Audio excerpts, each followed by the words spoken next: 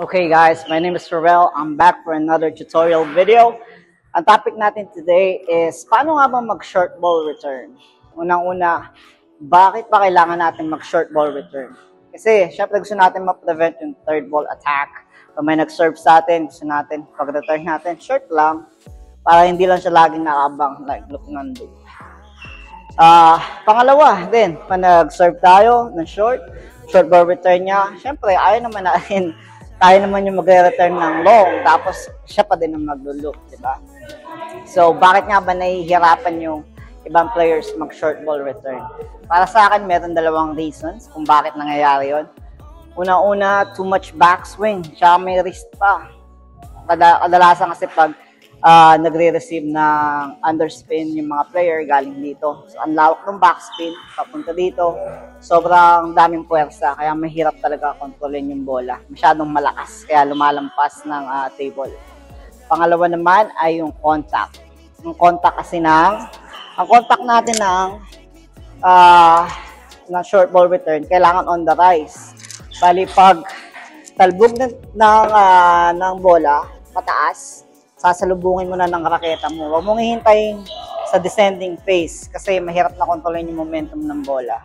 Itong pag-angat ng bola at pagbaba ng raketa mo, yun yung magkikreate ng friction at impact para tamang-tama lang yung bagsak ng bola dun sa court ng kalaban. So, let's go. Demonstrate natin kung paano.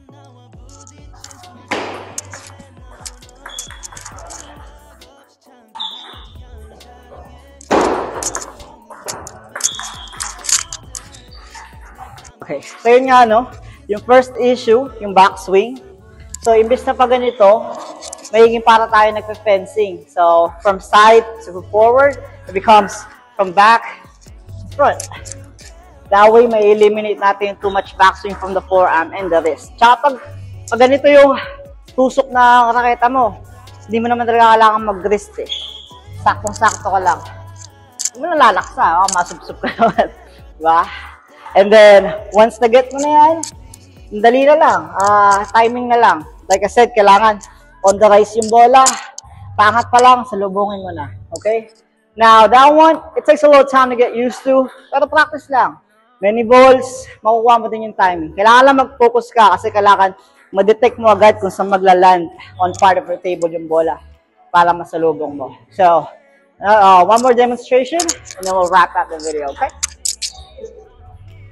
Again, timing, here we go, just like that, one more time, that one's a little long, but it's okay, timing, just like that, boom, see, just practice lang ng practice, makukuha nyo din yan, hindi na kayo laging ma-atake ng mga kalaban nyo.